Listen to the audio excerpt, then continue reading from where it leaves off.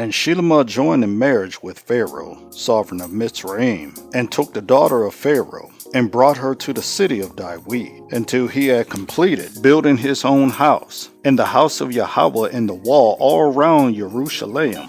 Only the people slaughtered at the high places, for a house for the name of Yahweh had been built until those days. And Shelemah loved Yahweh, walking in the laws of his father David, except that he slaughtered and burned incense at the high places. And the sovereign went to Gabah to slaughter there, for that was the great high place. Shelemah offered 1,000 burnt offerings on that altar. At Gabon, Yahweh appeared to Shelemah in a dream by night. And Elohim said, "Ask what I should give you." And Shelemah said, "You have shown great kindness to your servant David, my father, as he walked before you in truth, and in righteousness, and in uprightness of heart with you. And you have guarded for him this great kindness, and gave him a son to sit on his throne, as it is this day. And now, O Yahweh my Elohim, you have appointed your servant to reign instead of my father David. But I am a little child. I do not know how to go out or to come in. And your servant is in the midst of your people, whom you have chosen, a great people, too numerous to be numbered or counted.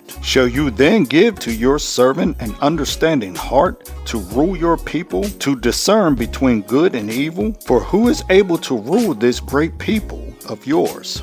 And the word was good in the eyes of Yahweh that Shelemah had asked this. So Elohim said to him, "Because you have asked this, and have not asked long life for yourself, nor have asked riches for yourself, nor have asked the life of your enemies, but ask for yourself discernment to understand right ruling. See, I shall do according to your words. See, I shall give you a wise and understanding heart, so that there was none like you before you, and none like you shall arise after you. And I shall give you what you have not asked, both riches and esteem, so that there shall not be anyone like you among the sovereigns all your days. And if you walk in my ways to guard my laws and my commands, as your father David walked, then I shall prolong your days." And Shelemah awoke, and see, it was a dream. And he came into Jerusalem, and stood before the ark of the covenant of Yahweh, and offered up burnt offerings, and made peace offerings. And he made a feast for all his servants. Then 2 women, whores, came to the sovereign, and stood before him. And one woman said, "O my master, this woman and I dwell in the same house, and I gave birth while she was in the house. And it came to be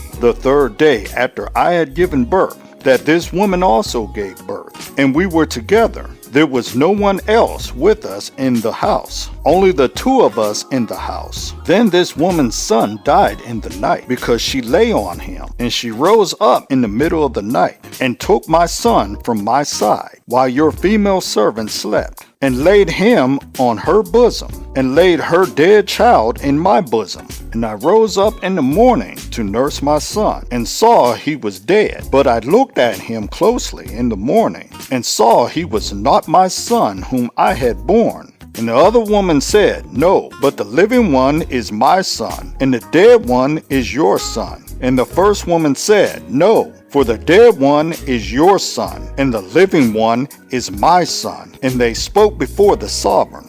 And the sovereign said, The one says, This is my son who lives, and your son is the dead one. While the other says, No, for your son is the dead one, and my son is the living one.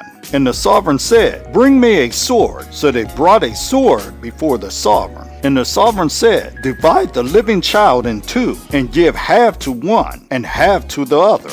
And the woman whose son was living spoke to the sovereign, for she was overcome with compassion for her son.